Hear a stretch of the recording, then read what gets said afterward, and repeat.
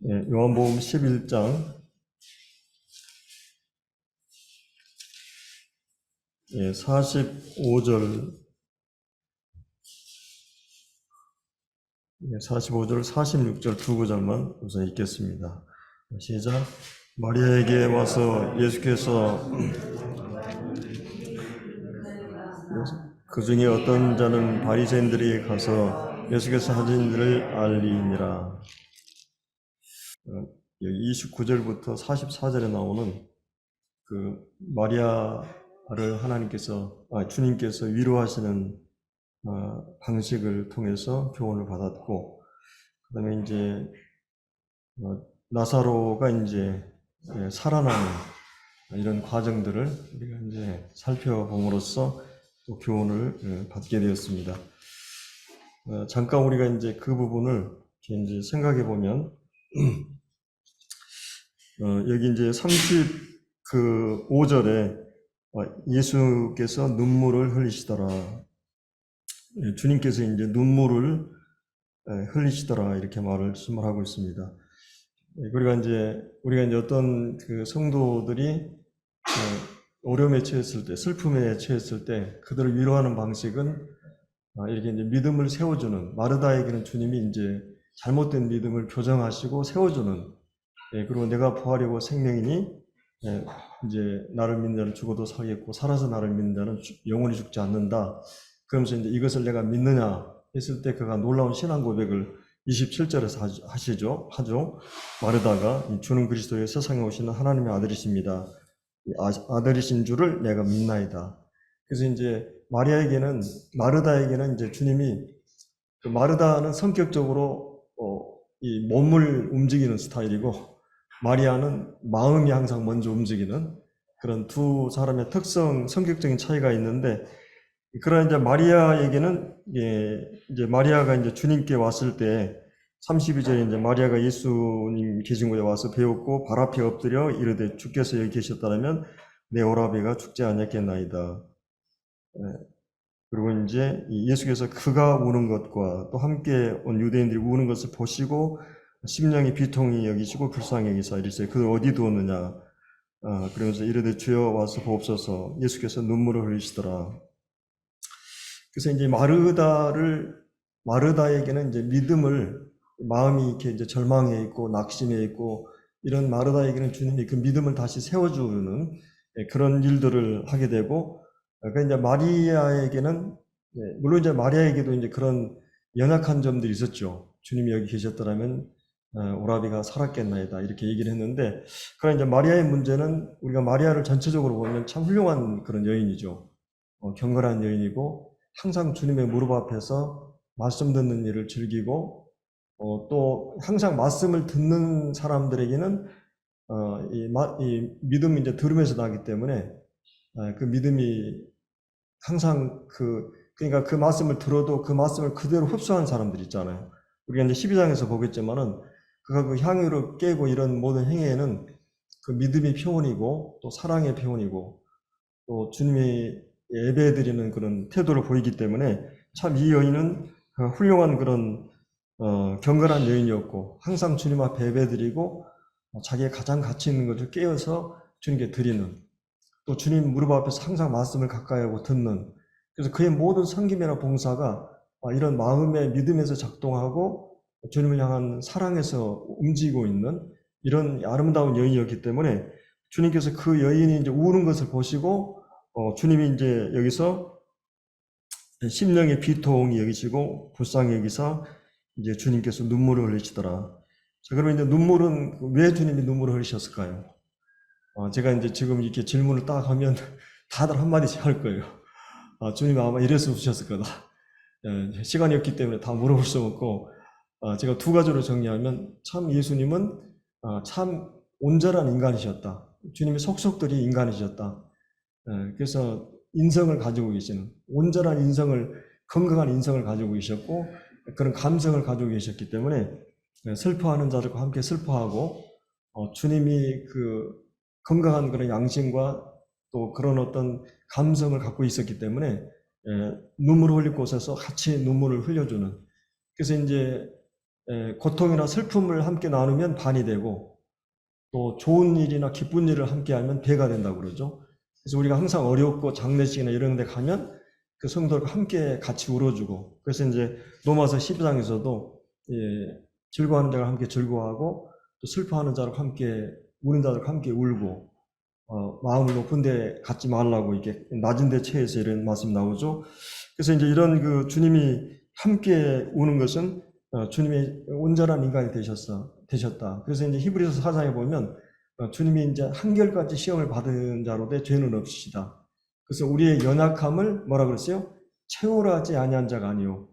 그래서 우리의 인간이 갖고 있는 그런 연약성, 인간으로서의 연약성들을 주님이 다 채우라 하시고 동정하시고 이해하시고 같이 같이 해준다는 그런 말씀이죠. 그래서 이제 주님이 때를 따라 돕는 은혜를 얻기 위해서 늘 우리가 보좌 앞에 나가기를 바라는 말씀을 하고 있는데, 그래서 여기서 이제 주님이 모든 환경으로부터 오는 것들을 겪으셨고 또 인간으로부터 오는 모든 시험들을 겪었고 또 마귀로부터 오는 모든 시험을 겪은 한결같은 시험을 받으셨고, 그래서 인간을 가장 잘 아시기 때문에 무엇이 연약하고 무엇 때문에 힘들어하는 것을 주님이 속속들이 알고 계셨기 때문에 우리가 그런 것에 처했을 때 주님이 그것에 같이 눈물을 흘려주시는 그런 온전한 인간이셨다. 또 한 측면에서는 여기 이제 33절을 보면 이거를 보시고 심령의 비통이 여기셨다. 이 심령이 이제 비통이 여기셨다. 그리고 이제 여기 이제 36절에 이에 유대인들이 말하되 보라 그를 얼마나 사랑하셨는가. 그러니까 이제 주님이 눈물을 흘리시는 거 보고 이 주님이 그 나사로와 그 가족들을 얼마나 사랑하셨는가 이런 얘기 하잖아요. 근데 이제 37절은 반대로 그중 어떤 사람들이 말하되 맹인의 눈을 뜨게 하신 이 사람이 그 사람을 죽지 않게 할 수 없었다냐. 그렇게 사랑하신다면, 그렇게 능력이 있으시다면 그거 살려주면 되지 않겠느냐, 살았을 때. 이렇게 이제 비아냥적으로 얘기를 하는 걸 들으시고 38절에 이에 예수님께서 다시 속으로 뭐라 그랬어요? 비통이 이셨다. 주님이 이제 여기서 비통하다는 말은 그 어떤 분통과 같은 말이에요. 거룩한 분노가 섞인 말이거든요. 이게 주님께서 이제 장례식에 오셨는데 하나님께서 얼마나 인간을 사랑하셔서 하나님 형상대로 지으시고 정말 우리 부모들이 자식을 사랑하는 이상으로 절대적으로 온전하게 사랑의 대상으로 만드셨잖아요. 또 사랑을 나눌 수 있는 대상, 사랑을 주고 사랑을 받을 수 있는, 사랑을 주고받을 수 있는 대상은 자유의지가 있어야만 되잖아요.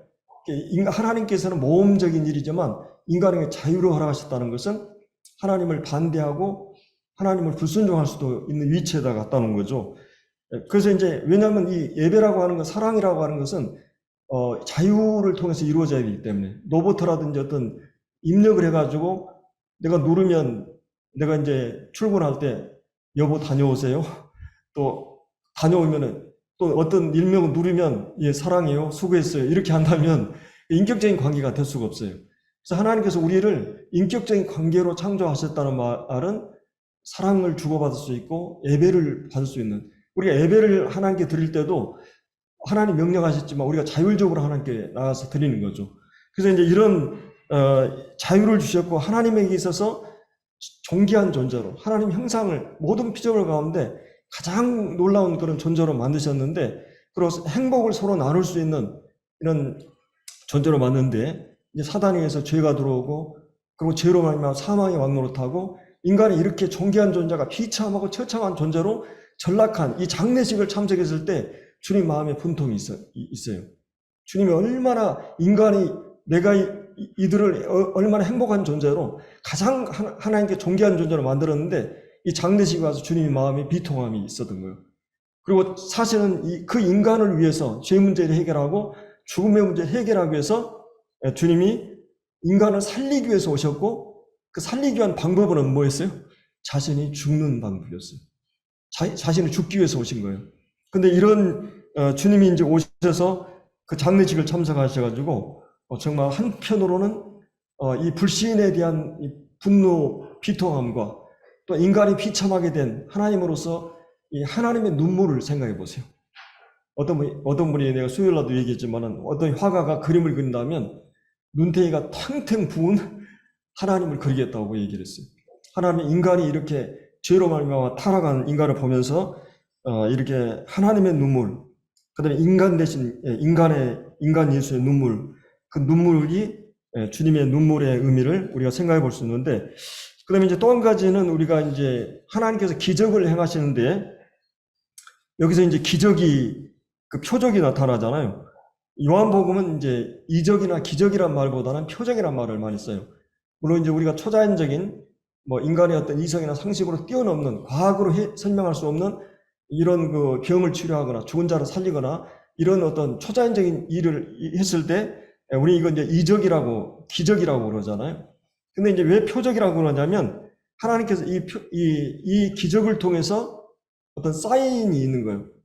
어떤 전달하는 메시지가 있는 거예요. 그러니까 이 기적이 그냥 단순히 기적으로 끝나는 게 아니라 하나님께서 기적을 행하실 때는 뭐겠어요? 기적 자체가 목적이 아니라 제가 손가락으로 저기 지도를 보라 그러면 여러분 어디를 봐야 되겠어요? 제 손가락을 봐요? 저 지도를 봐요? 그러니까 이제 하나님께서 표적을 할 때는 표적 자체에 우리가 관심이 있어요, 사람들은. 그래서 나는 방언하고 체험하고 막 나면 내가 막 기적을 나도 할 수 있는가 이런 건데, 하나님께서 예수님을 통해서 표적을 하실 때는 항상 그 초점이 있어요. 목적이 있어요. 그러면 예수님이 죽은 나사로 살리신 것은 무엇 때문에? 그것은 예수님이 누구신가를 말하는 거예요. 표적의 가장 중요한 목적은 예수가 누구인가. 그분이 하나님이시고 하나님께 보냄받았고 하나님의 어떤 목적을 위해서 오셨다. 거기에 초점이 있는데 사람들은 표적 자체. 사람들이 표적을 행하니까 어떻게 했어요? 예수님 표적을 행하니까 이분은 정책 메시아로 생각하고 경제적인 문제, 빵 문제를 해결할 수 있고 6장에서도 나왔죠. 표적을 보고 예수님이시라는 것을 표적을 보고 믿는 게 아니라 자기들이 빵 문제를 해결해 주기 때문에 로마의 속박에서 자기들을 건드릴 것에 대한 그런 관심을 가졌던 거죠.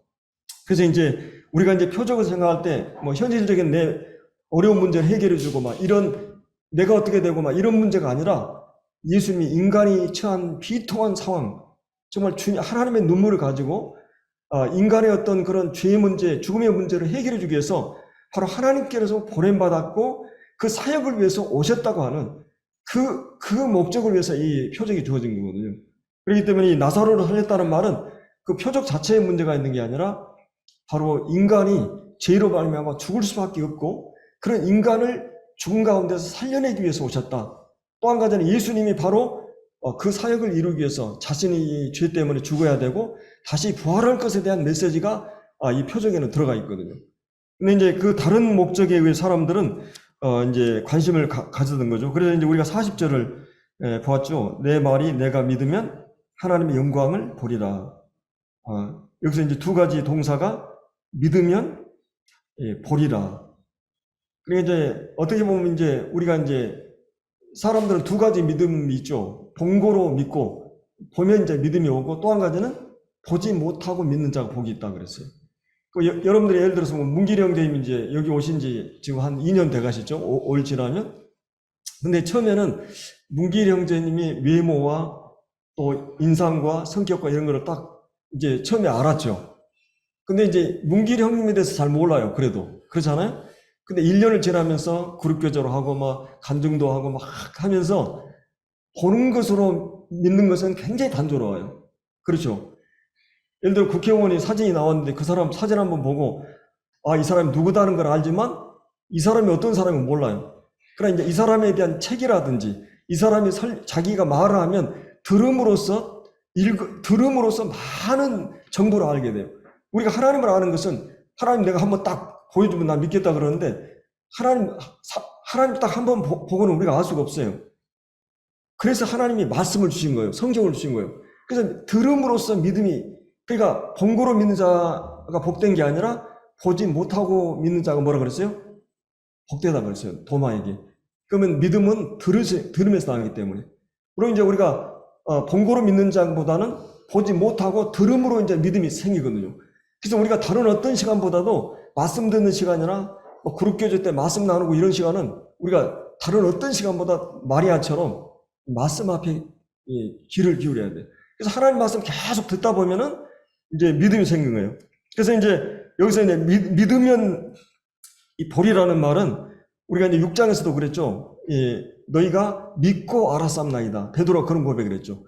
우리 일반적으로 우리는 이제 어떤 걸 알고 믿는 믿음이 있고, 어떤 경우는 어린 아이들은 아기가 딱 태어나면은 우리 아버지에 대해서 우리 아버지가 막 유전자 검사를 하고 분석해가지고 과학적으로 막 실증적으로 해가지고 우리 아버지야. 그래서 믿었어요?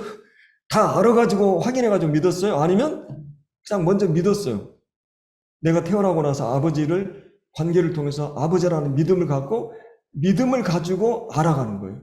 그러니까 우리가 하나님에 대해서도 먼저 알아가지고 믿는다? 아무리 훌륭한 과학적인 논증, 추론, 철학적인 합리 이런 걸 가지고 전도 방법이 수없이 많지만은 여러분 그렇게 해가지고 믿는 게 아주 극히 드물어요. 그 사람들은. 어느 날 하나님께서 내게 영적인 눈을 뜨게 했어요. 믿음이 생겼어요. 믿어줘요. 여러분 눈이 뜨면 귀가 들리면 들린다, 본다 이런 말 있잖아요. 믿어진 거예요. 이게 하나님의 은혜거든요. 그러니까 지금 사람들은 표적을 한번 봐가지고 뭐가 된 것 같이 생각하는데 그게 아니라 이제 물론 여기서 믿으면 영광을 보게 돼 있어요. 믿음을 딱 갖게 되면 여러분 예를 들어서 하나님께서 어떤 믿음의 안경을 주셨다. 그 안경만 쓰면은 사람들 속이 다 보인다. 또 천국이 보인다. 그 다음에 영적인 세계들이 보인다 하고 생각해 봐봐요. 근데 우리에게는 그 믿음을 주셨어요. 믿음의 안경을 주셨어요.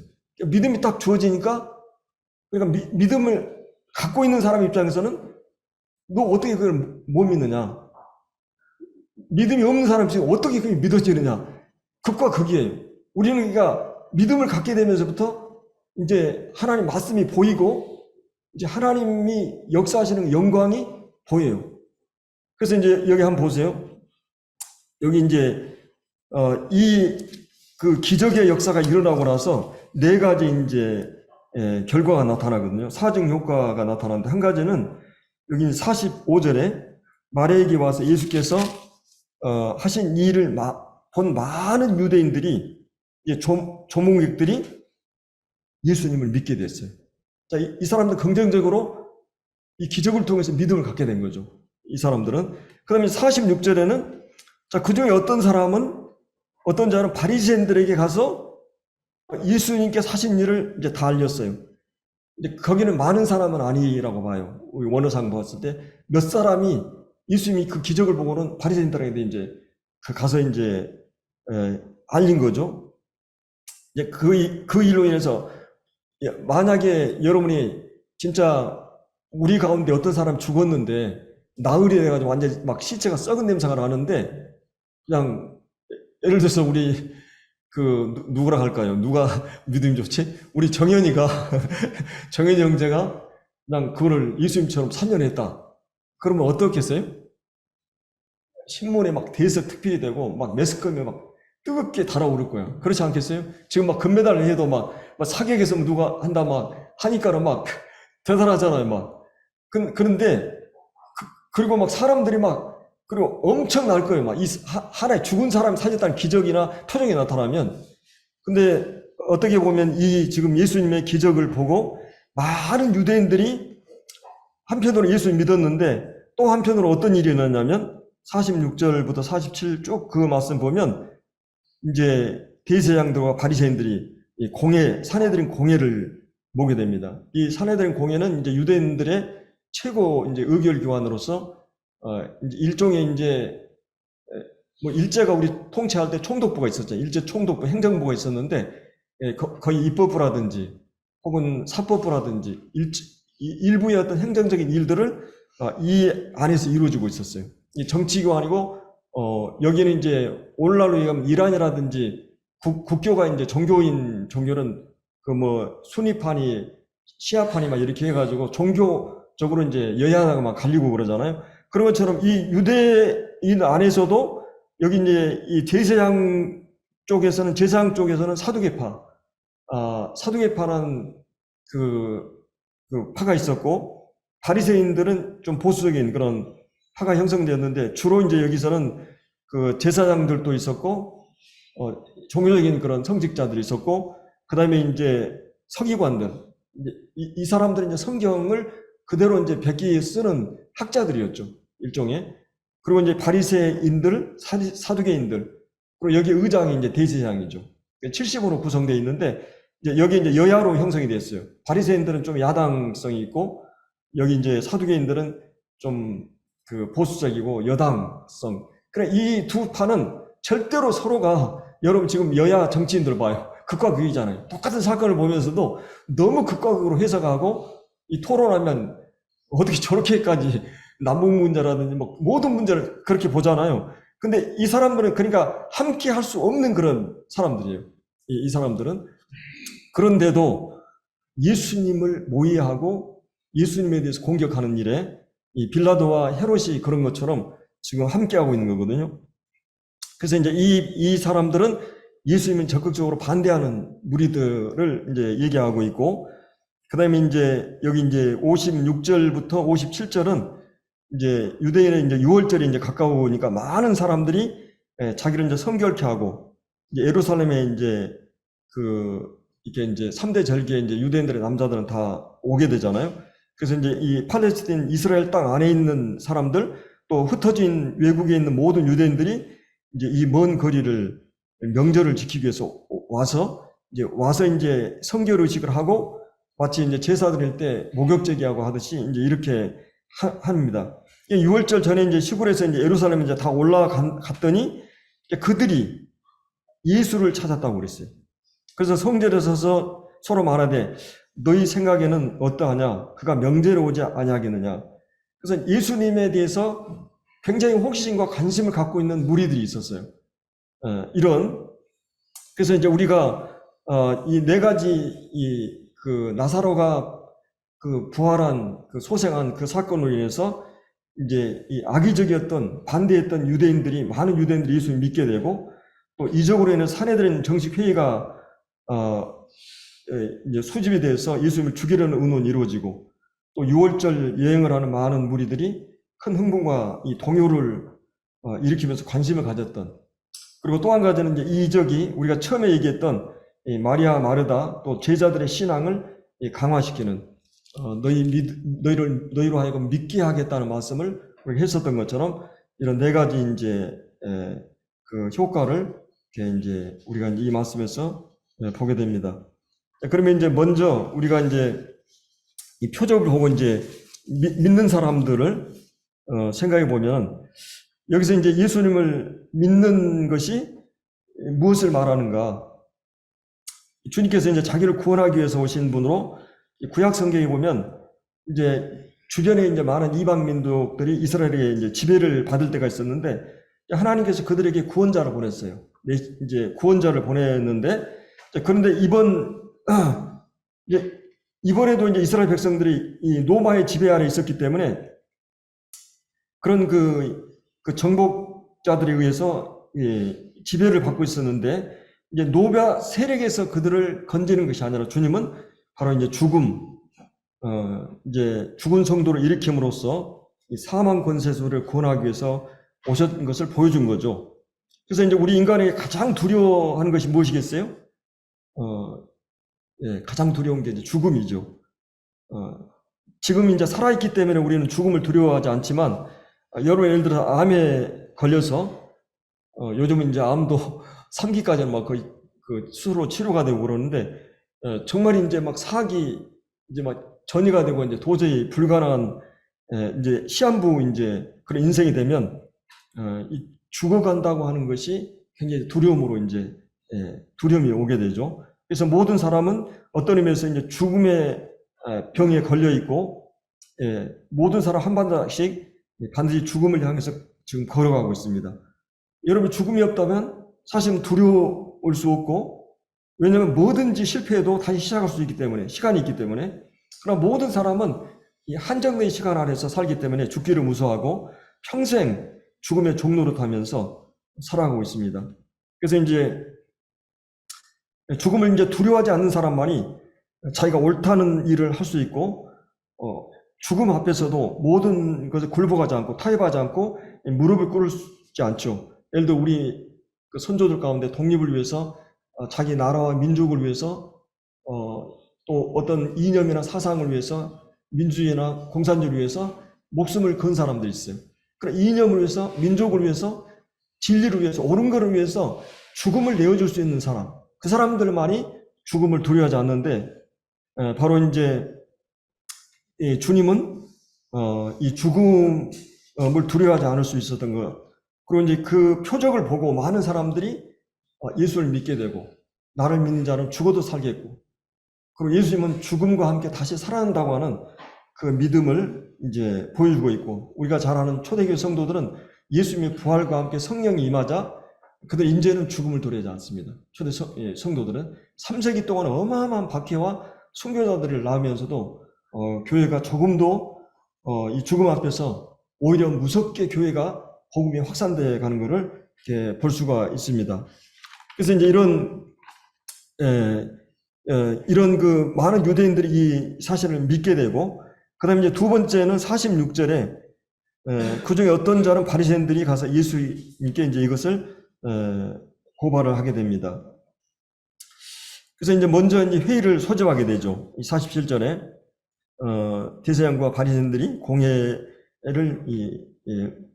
모집하게 됩니다. 그래서 이제 그들이 이제 무엇 때문에 이제 모였는가? 여기 보면은 이 사람이 많은 표적을 행하기 때문에.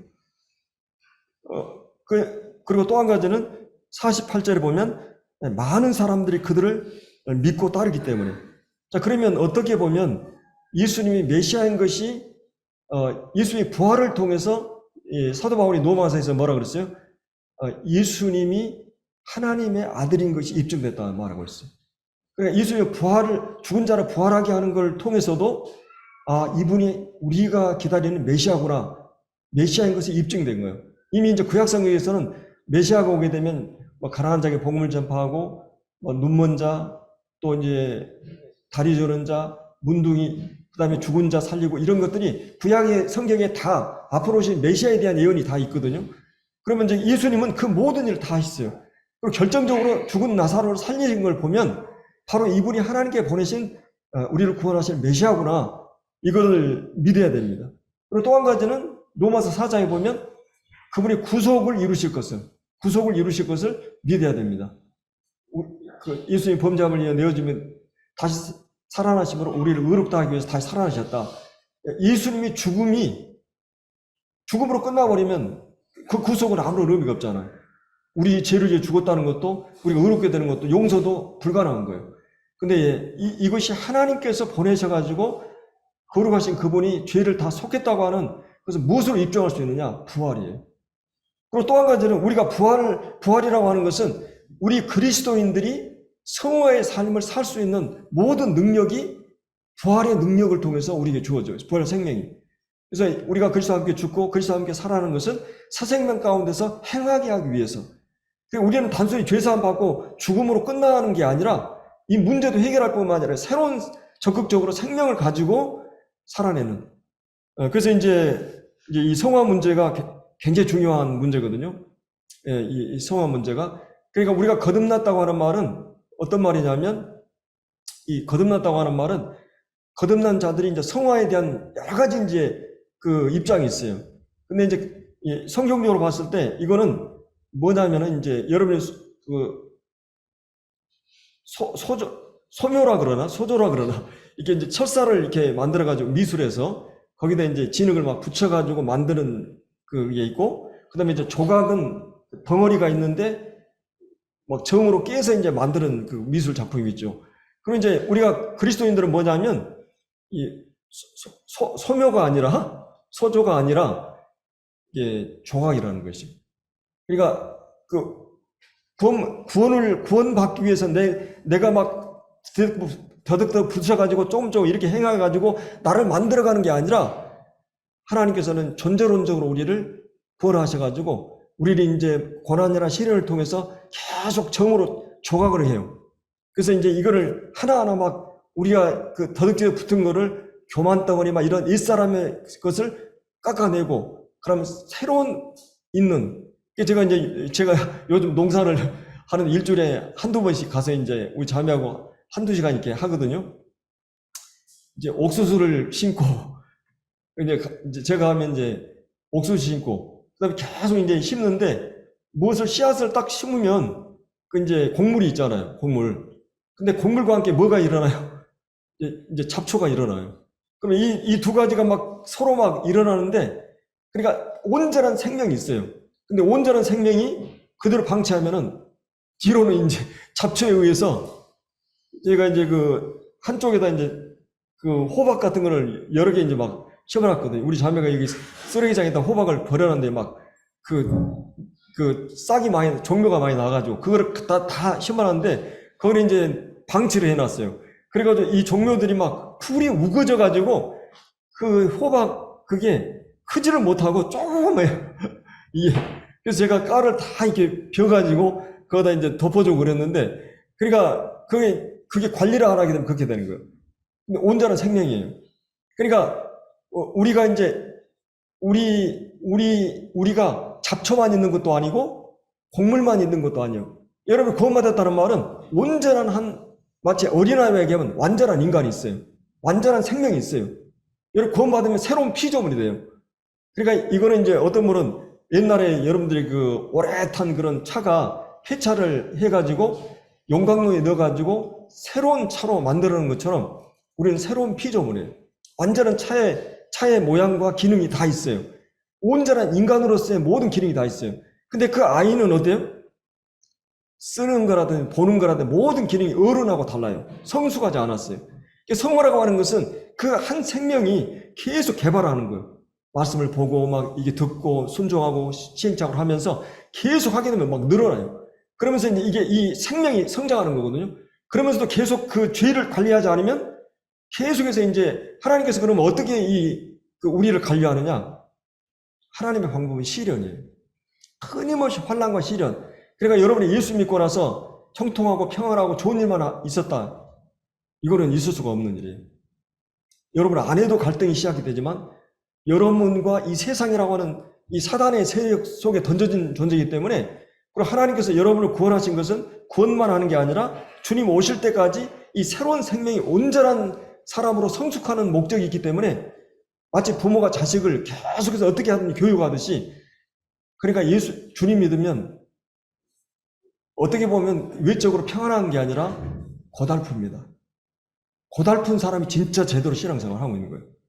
아, 왜 이렇게 내가 직장 안에도 문제가 있고 가정 안에도 문제가 있고 교회 안에도 문제가 있고 끊임없이 하나님은 주기적으로 문제를 하나 가셔요.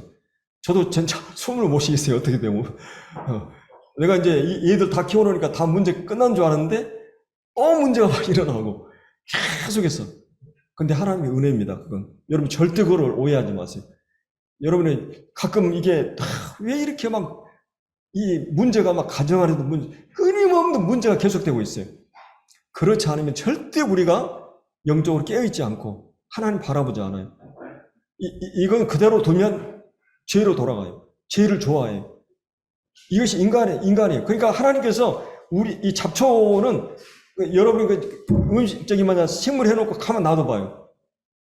물론 이제 지금은 좋은 비닐도 있고 이제 지심을 이렇게 이제 잡초를 덮는 그 매트도 있고 그래가지고 지금 질식사 시켜가지고 그렇게 관리를 하는데 그래도 그 관리를 관리하자면 이 곡물이 제대로 자라지 않아요.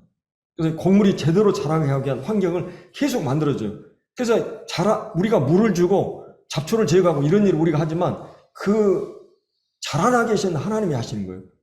신앙이 각자 보면 자라나게 하는 것은 우리가 아이들도 보면 먹이고 교육도 하고 하지만 하나님 자라게 하셨잖아요. 그래서 영적으로도 마찬가지예요. 그래서 이제 제가 오늘 지금 이 얘기를 하는 것은 우리가 생각할 때 하나님께서 한번 기적을 딱 보여주면 여주 시민들 다 돌아올 것 같다 이렇게 생각을 해요. 그럼 뭔가 하나님이 내 인생에 한번 딱 보여주면 뭔가 특별한 체험을 하면 근데 한번 보세요. 지금 여기서 주님이 나사로를 살린 사건은 보통 사건이 아니에요. 이게 진짜 막 엄청난 사건이거든요. 근데 어떻습니까? 여기 이 사람들은 전혀 이 표적 앞에서 믿지 않습니다. 그리고 이제 이 거지 나사로, 누가복음 16장에 저기 이 거지 나사로가 그 막 물 한 모금 달라고 막 그러다가 뒤로는 내 가족들, 내 형제들이 지금 고통 중에 있는, 아니, 이 지옥에 오지 않도록 막 통곡하면서 기도하잖아요. 그때 아브라함이 뭐라 그래요? 선지할 모세의 말 듣지 않으면 네가 죽었다 살아난 사람이 가도 믿지 않는다 그랬어요. 우리는 물론 하나님께서 기적을 통해서 믿음을 가진 사람이 있어요. 그러나 표적이나 외적인 것으로 사람들이 변화되느냐? 천만의 말씀이에요. 가장 놀라운 것은 하나님이 성령을 통해서 그 마음 안에 은혜의 역사가 있지 않으면 사람 믿음을 가질 수가 없어요. 우리가 이제 담에색에서 주님이 사도 바울 같은 사람 막 그냥 주님이 그냥 직접 나타나고 했지만, 그러나 성령이 다른 선서에 보면 그 마음 안에서 그 믿음을, 회개를 일으키고 믿음을 일으키는 거예요. 그러니까 이 한 사람이 믿음을 갖게 하는 것은 많은 방법도 있어요. 뭐 과학적인 방법, 전도 방법이 있어요. 그러나 우리가 기도해야 되는 문제는 뭐냐면 그 사람을 변화시키는 결정적인 문제는 성령이 하시는 거예요. 그렇기 때문에 지금 우리가 이 표적을 보면서 뭘 생각해야 되냐면, 이렇게 가장 많은 성경을 알고 이 사람들은 보면 이 메시아에 대해서 너무 잘 알고 있었잖아요. 근데 예수님은 어떻게 해요? 여기서 이제 살릴 생각을 안 하고 죽일 생각을 하는 것이. 여기 예수님이 이제 47절에 표적을 행하나, 그러면 그들이 바로 예수님 믿어야 되지 않아요? 근데 이렇게 생각하잖아요.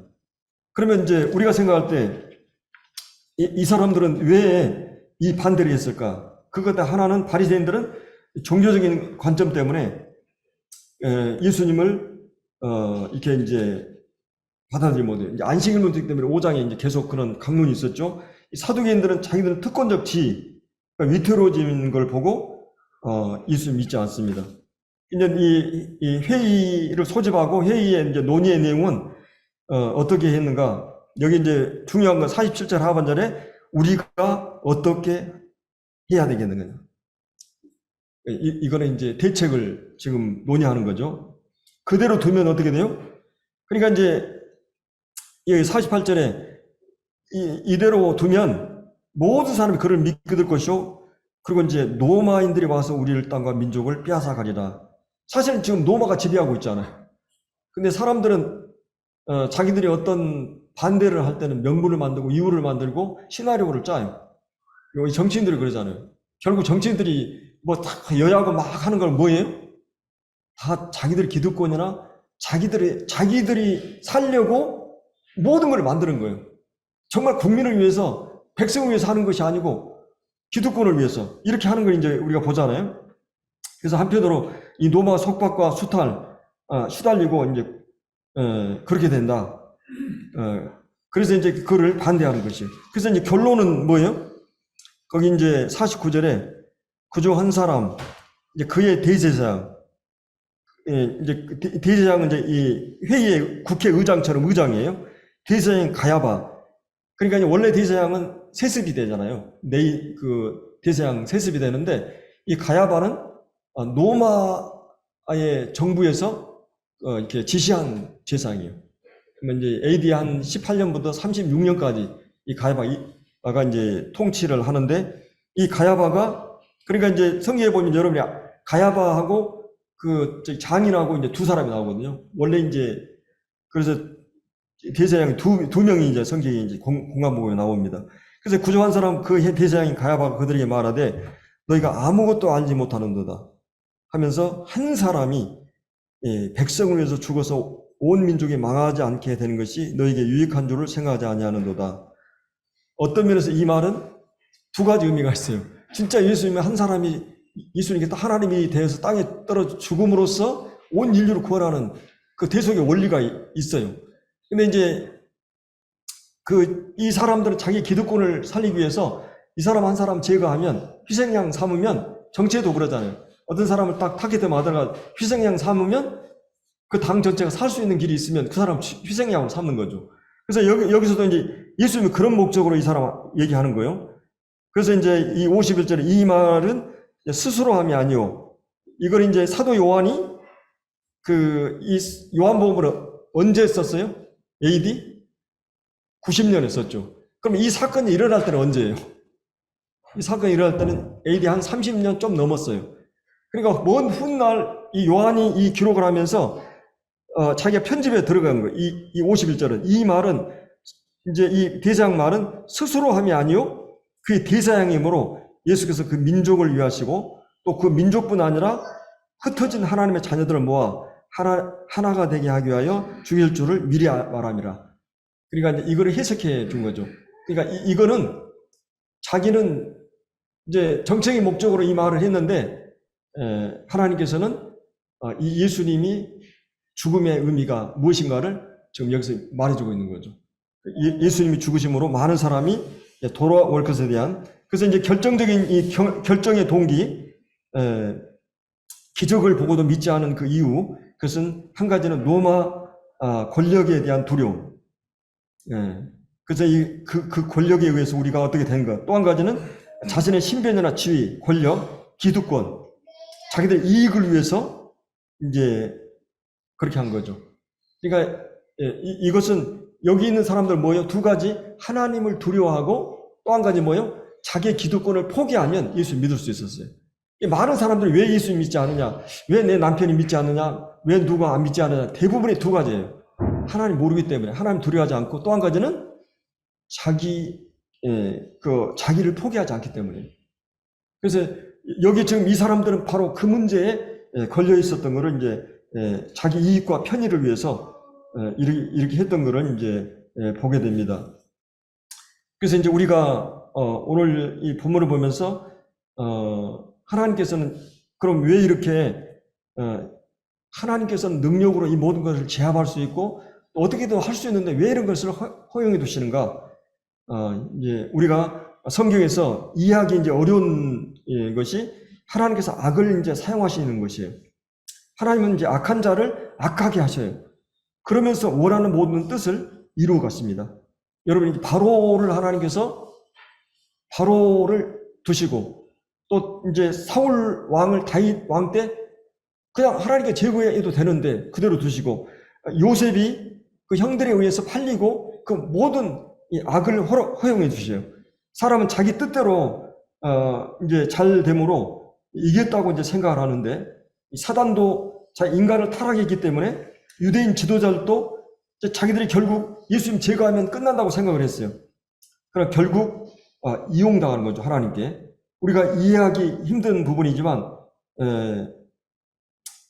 그런 이제 말로는 쉬워 보이지만 우리가 실제 그 현장에서 그런 자가 되면 굉장히 어려웁니다. 결국은 이제 악인은 망하고 하나님의 뜻이 성취되는. 그래서 바울은 이제 세상에 두 종류의 그릇을 이제 성경에 말하고 있죠. 하나님의 선한 목적을 위해서 택한 그릇이 있고 악한 목적을 위해서 택한 그릇이 있다. 결국 모든 사람은 둘 중에 하나인데 자기 욕심대로 교만히 행한 사람, 하나님의 진노에 깨어진 이 불쌍한 그릇이 되고, 겸손히 은혜에 체험한 그릇은 세상에 잘 되는 그런 그릇으로 주님이 사용하시는 것을 이제 보게 됩니다.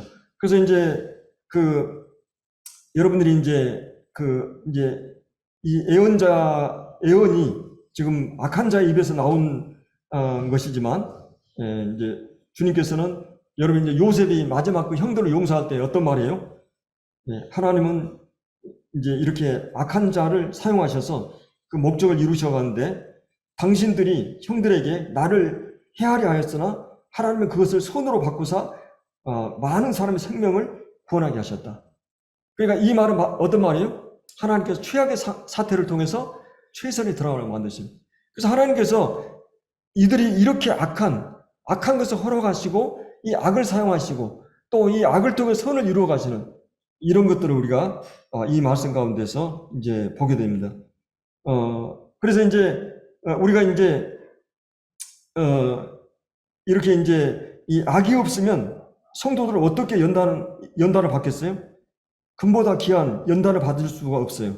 그래서 하나님은 완벽하게 거룩하시면서 의로우신 분인데 온 세상을 심판하실 그런 분으로서 이제 하나님께서 이렇게 이 악을 통해서 선을 이루어 가시는, 그래서 이제 여기에 나오는 지금 이 대제사장들이나 바리새인들 이런 악한 종교 집단들이 이 악을 행하는 것을 허용해 두시고 결국 그들이 예수님 십자가에 죽이지만 이 악을 통해 선을 이루어 가시는 주님을 보시게 돼요. 그리고 또 성도들에게 고난이나 환난이나 어려움들을 통해서 선을 이루어 가시는 이런 하나님의 섭리를 우리가 이제 보게 됩니다. 그래서 이제 저희들이 이제 오늘 한 가지는 과연 인간은 변화될 수 있는가? 이게 가장 큰 문제잖아요. 인간은 변화될 수 있는가? 그 사람 지능이 좋아서 많은 교육을 받아서 훈련이 돼가지고 종교적으로 많은 적선을 해서 이런 철학이나 대학, 종교, 교육 이렇게 해서 인간이 변화될 수 있을까요? 우리는 잘 알고 있죠. 역사의 그 모든 실험을 다 해봤고 그것으로 사람이 변화되잖아요. 인간을 변화시키는 것은 바로 이 예수님의 구속을 근거로 한 복음을 성령 통해서 깨닫게 하고 인간이 하나님 앞에서 어떤 자인가를 알게 하셔서 인간 자체가 복음을 통해서 우리가 에베소서에 있는 대로 허물과 죄로 죽은 우리를 살리시는 하나님의 성령이 복음을 깨닫게 하시고 믿게 하시는 그 믿음을 갖게 하시고 그 사람을 살리는 일을 하시고 그 다음에 이제 그 사람이 변화되는 성화의 과정에서도 성령과 말씀을 통해서 또 실현을 통해서 교회를 통해서 우리를 연단해 갔습니다. 그래서 여러분들이 있는 직장이나 가정이나 이런 세상 환경은 이게 하나님 성화를 위한 하나님 형상을 닮아가게 하는 그런 일이에요. 그리고 계속 일꾼들은 씨를 뿌리고 또 가꾸고 여러분이 영적으로 성장하도록 말씀을 주기도 하고 이런 일들을 통해서 우리가 이제 세워져가는 것을 볼 수 있어요. 그래서 이런 인간의 얼마나 분명하고 확실한 그렇게 충분한 부정할 수 없는 이런 증거, 표적을 보고도 사람들이 믿지를 못한다는 거예요. 이게 어떻게 가능하겠어요? 바로 이 성령님이 우리를 거듭나게 하는데도 성령의 역사가 있고 그다음에 우리가 계속해서 주님을 닮아가는 성화의 과정에서도 이것이 가능하고 그 다음에 주님이 오실 때 이 몸의 부활 우리가 완전히 우리가 변화되는 그 변화도 성령이 우리를 이제 여러분들이 지금은 이제 연세가 들어가면서 늙고 병들고 불편하고 힘들고 그러죠. 네, 여러분이 정말 가끔 우리가 어제 우리 김정희 모치님하고 젊은이들은 젊은이가 그냥 젊음 자체가 예쁘다고. 근데 그때는 자기는 몰랐다고 이제 이렇게 얘기하잖아요. 이 젊음 자체가 근데 그날이 우리에게 올 것입니다. 이 영화로운 몸으로 변화되고 이런 영화로운 몸을 변화시키는 것도 성령님의 역사를 통해서 이루어진다고 고린도후서 5장에 그렇게 이제 말씀을 해주고 있죠. 그래서 오늘 저희들이 이제 이 말씀을 이제 결론으로 이제 주님을 믿는 일이 얼마나 놀라운 일인가. 그러니까 이제 여기서 우리가 예수님 믿는다는 것은 믿는다고 하는 것이 기적이라고 하는 것이요. 여러분 특별한 기적이 아니라 내가 믿음을 갖고 있다고 하는 것이 기적이라고 하는 거예요. 내가 하나님의 기적의 손 안에 있다고 하는 거예요. 그리고 여러분이 지금 하나님 안에서 계속 믿음 안에서 생활하고 있다고 하는 것이 기적이라고 하는 것을 우리가 기억을 해야 됩니다. 그리고 이제 우리가 이제 예수님 믿지 않은 많은 우리 주변의 사람들, 죽어있는 사람들 어떻게 살아날 수 있는가? 사람으로 할 수 없어요. 근데 여러분이 요한복음 모든 기적이 말하는 것처럼 그래서 하나님만이 하신 일이에요. 구원받는 일도 마찬가지죠. 우리가 참 암담한 일이에요. 우리가 누구한테 보험자라는 것은 정말 우리가 어떻게 할 수 있는 게 아니에요. 우리가 계산을 해가지고 저 사람 믿겠다 이게 아니에요. 정말 암담한 일인데 우리는 씨를 뿌려야 돼요. 전도를 해야 됩니다. 그리고 저도 이 여주가 한 30년 지나면서 어떻게 구원받고 어떻게 이게 도저히 설명이 안 돼요. 그게 내가 자랑할 것도 없어요. 하나님이 하시는 일들이에요. 다만 우리는 주님이 뿌리라 했고 명령했고 하라 그러니까 그냥 순종하고 있는 거예요. 이제 그렇다고 우리가 너무 게을리게 전도하면 안 되겠죠. 근데 이제 한 가지는 하나님께서 역사하셔야만 되는 거예요. 그래서 우리가 기도를 끈을 놓지 말고 전도하는 일을 끈을 놓치면 안 돼요. 그리고 성도들이 정말 하나 되어서 교회가 하나님이 하시는 일들을 봐야 돼요. 사람들에 의해서 요즘은 수평이 되어 해가지고 어느 교회는 한 300명, 200명 금방 이게 모아지고 그러는데, 그거는 좋아하지 않아요.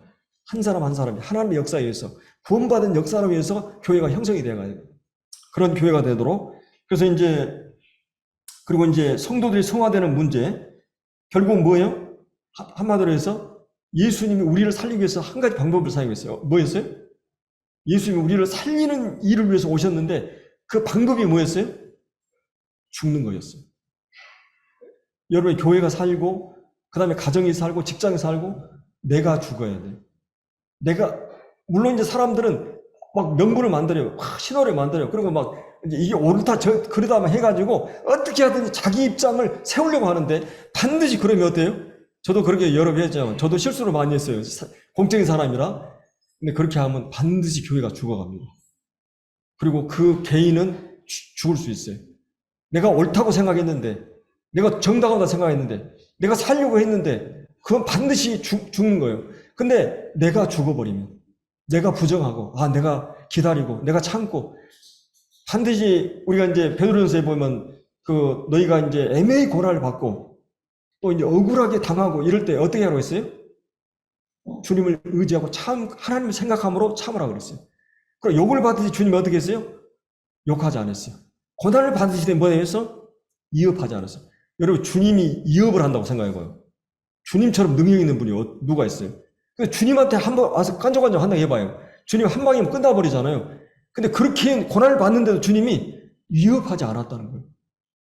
욕을 주님이 먹는데도 욕하지 않았어요. 어떻게 했습니까? 공의로 심판을 하나님께 부탁했어요. 이게 다윗의 방법이었어요. 이 온유한 방법이죠. 이게 참 쉽지 않아요. 그건 여러분이 현실 앞에 섰을 때는 내가 나를 부정하고 내가 인내하고 기다리는 것이 쉽지 않아요. 근데 그렇게 했을 때 누가 역사하십니까? 하나님이 일하셔요. 내가 서둘러 버리면 반드시 이게 일이 깨져버려요. 저 그걸 여러 번 경험했어요. 그 후유증이 오래 가요. 내가 두고두고 후회해요. 사람이 온전하지 않기 때문에 실수할 수 있잖아요. 내가 그렇게 딱 실수하면 두고두고 회의를 하고, 그것이 얼마나 후유증이 오래 가고 교회 어려워지고. 그렇기 때문에 주님이 하는 방법 한 가지는 주님이 자기를 죽이는 방법. 내가 그리스도와 함께 죽었다. 이미 내가 죽은 것을 늘 기억하고 죽었다. 또 한 가지는 하나님께서는 이런 악한 자들을 통해서 선을 이루어 가시더라는 거예요. 내가 고난이 있고 환난이 있고 어려움이 있어도 하나님은 이거를 통해 선을 이루시는 방법이구나. 내가 억울하고 막 이래도 하나님을 기다리면서 하나님 일하시도록. 그래서 이제 우리 구도자들이나 내 개인이 환난이나 이런 어려움들은 나를 순금으로 만들기 위해서 주님께서 이 욥이 말하는 것처럼 나의 가는 길을 오직 하나님이 아신다. 나를 단련하신 후에는 내가 정금같이 순금이 되어서 만들기 위해서 주님이 그렇게 하시는 걸 볼 수 있습니다. 기도하고 마치죠.